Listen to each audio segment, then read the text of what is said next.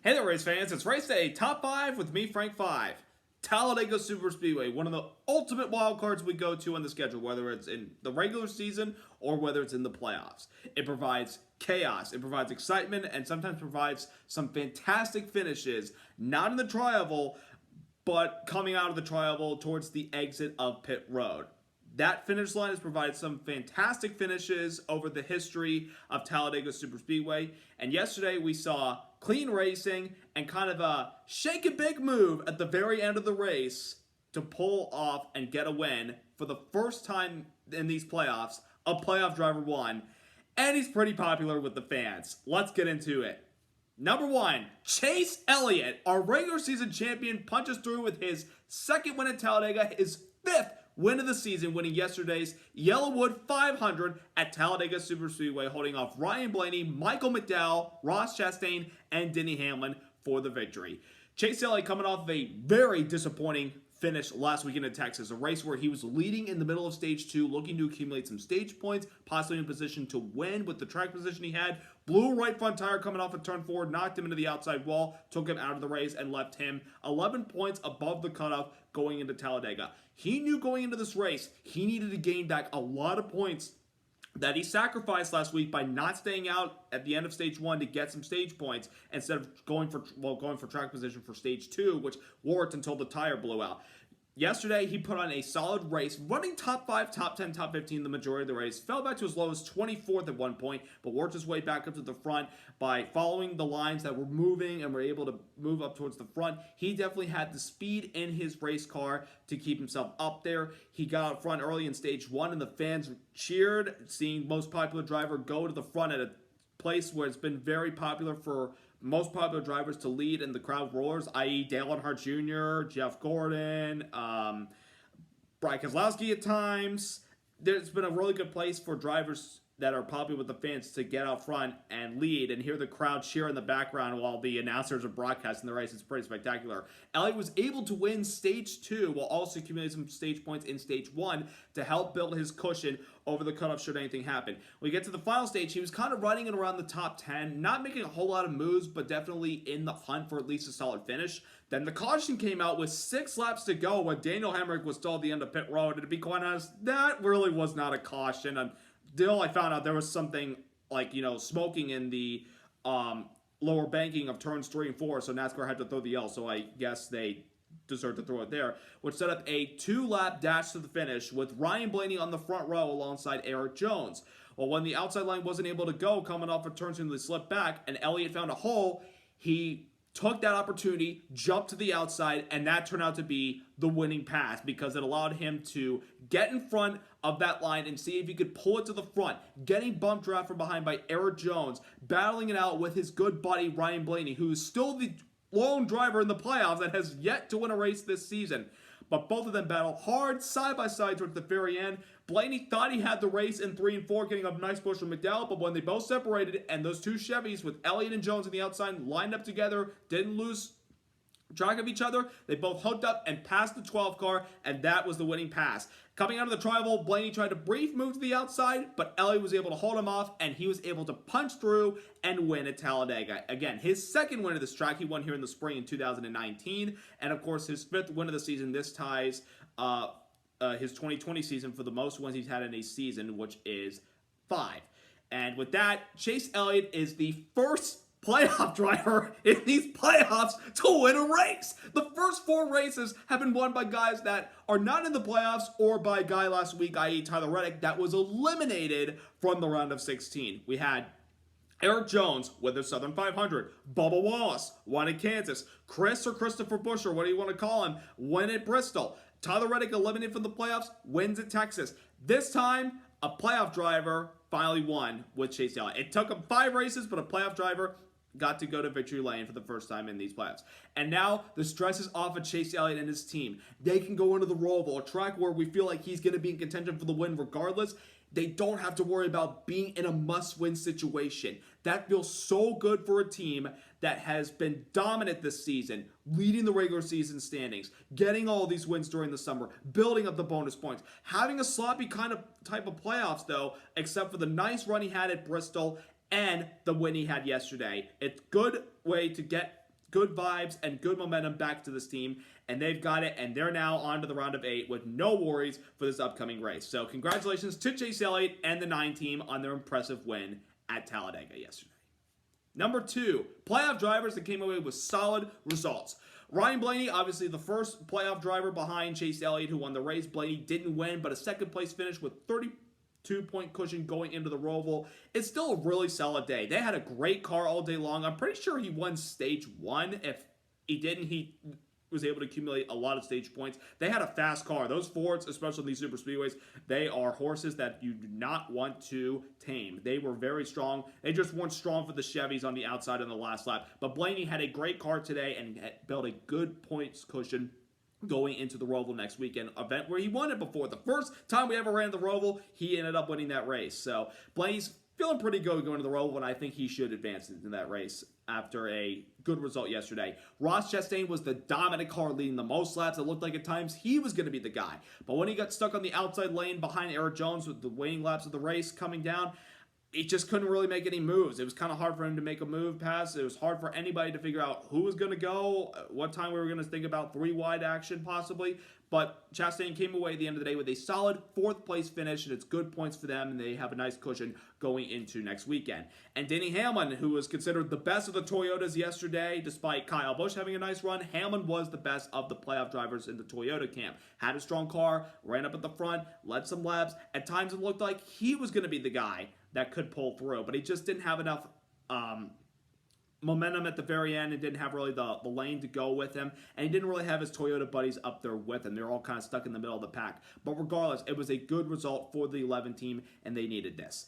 Daniel Suarez, Chase Briscoe, and Austin Cindric also came out at the end of the day with solid results. Suarez finished in the 8th spot, Cindric finished in Briscoe finished in 9th, and Cindric finished in 10th. I believe that's where they finished. Those 3 ended up with top 10 results, and they needed that, considering where they were as far as they were close to the points cutoff line, like the 9 car, until the 9 won the race. But all 3 of them, or 2 of them, have elevated themselves into the top 8 at the moment. Cindric's the first car out, but only by a tiebreaker. So anything can happen next weekend, but those 3 guys, as well as Blaney, Chastain, and Hamlin, came away with solid results yesterday.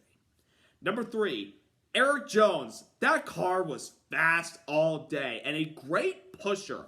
Again, he is one of the reasons why Chase Elliott won this race. The push he provided to that 9 car in the last laps of the race, battling against the 34 car, he put it together and he had the horse to push that 9 car to the victory. It almost looked like for a moment that Eric Jones was going to be able to make up for the one that got away in the spring where he was leading on the last lap and it looked like he was going to break through and win to make himself playoff eligible. Unfortunately, he got passed in the trial by Ross Chastain, but this weekend he was able to bounce back. Didn't really get the finish. He kind of slipped from 3rd or 2nd coming into the checkered flag and finished 6th, but nonetheless a great result. But every Chase Elliott fan out there, most likely, other than the nice move that the 9 made to win this race, are thanking the 43 car for those incredible pushes at the end to help the 9 get to victory lane. And Eric Jones, another good result for what's been a good year for him and this Petty GMS team. Of course, winner at Darlington to start the playoffs, even though not in at all, but they've been very, very fast this year at a lot of these races, and I've got a good feeling that they're going to continue to be strong as the season continues to wind down and get ready for next year. Number 4, playoff drivers that did not capitalize yesterday. One of them in particular happens to be William Byron. So, as we all know last week, there was an incident under yellow where William Byron spun and dumped the 11 car of Denny Hamlin under the yellow flag when there was a caution already out for a crash from Martin Truex Jr. Byron spun the 11 car out in retaliation for an incident that happened off of turn 2. And with that, early in the week, NASCAR came out and they actually penalized William Byron in the 2014 with a 25-point penalty, taking him from above the playoff cutoff by 17 points to before the race started out by 8. And yesterday, Byron did not score any stage points whatsoever. Not a good job by this 24 team. And he finished in the 12th position, which that sounds solid. But unfortunately, with no stage points, you could have wanted a little bit more. At the end of the day, he is officially out of the playoffs at the moment before going into next weekend. It's only 11-point position that he's behind, but he can make up those points if he has a good result. Remember, he kind of came close to winning this race last year if he had, made some good moves at the very end to pass Talladega to challenge Kyle Larson for the win, but he messed up in the infield, went to the barrier, and had to settle for 11th place finish. So maybe this time around, Byron is able to make up for that. I mean, it's not must win. It's a chance to get some stage points and make up for the points that you lost for what happened last week. But 12th place finish and no stage points puts William Byron in this position. Christopher Bell started on the pole for this race, and it looked like that he had a good race car as well as his teammate Denny Hamlin. But in the middle of the race in stage 2, during green flag pit stops, while coming to pit road, the 20 car spun and lost touch with the lead draft because he spun on pit road, and on top of all that, I'm pretty sure he got a speeding penalty because he locked it up coming in way too hot, and Bell fell a lap down. He was able to get his lap back at the end of stage number 2. Unfortunately, he could just never get back to the front and contend for the win, and he had to settle for, I think, an 18th place finish. And he's now, after last weekend's incident where he had 2 wrecks at Texas, he is now 33 points below the cutoff, pretty much in a must-win. Now, there's another scenario out there that thinks he could still point his way in. I think it's going to take a must-win for this 20 team. Good road course racer, won the 2021 Daytona road course, but it's going to be a hard battle for him.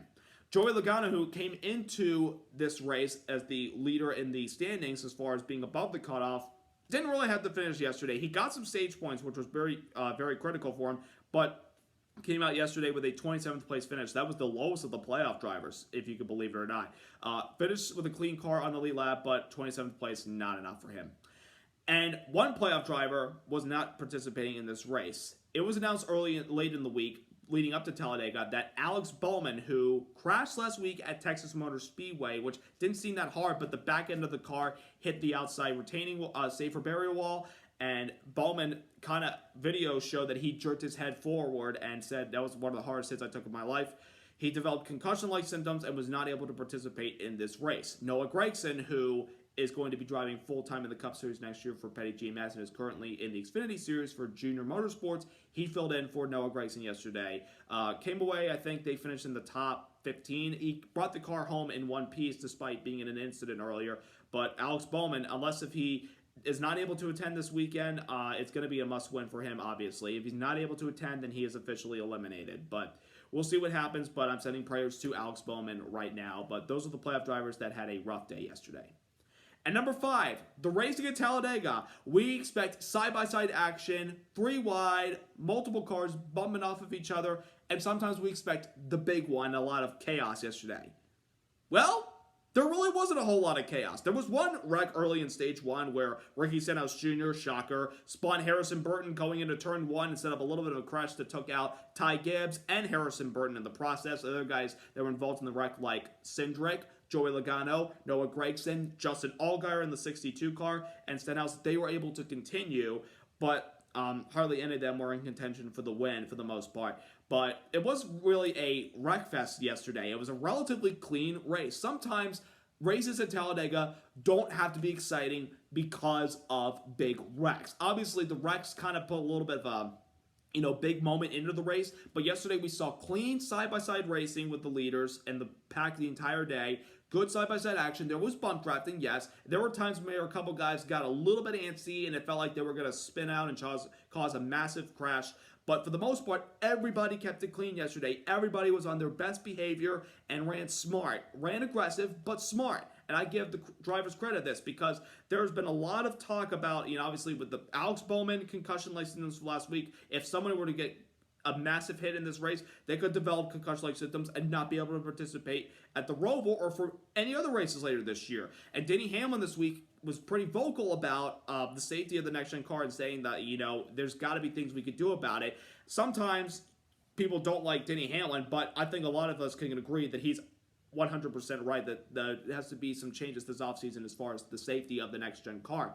But we got a good, productive race yesterday with good racing, good side-by-side action, and a clean dash to the finish with a nice battle for the win. I think that's all we can ask for as race fans. It doesn't have to be a great race because of wrecks at Talladega. Yes, they provide they provide a little bit of extra entertainment to it all, unless if your driver's caught up in it, then you don't like it at all. But still, A good race could involve good racing, side-by-side action, and a solid finish. And that's what we got yesterday, and I want to applaud the drivers for putting together a solid, clean race yesterday. So good job, boys. You get an A+ for that.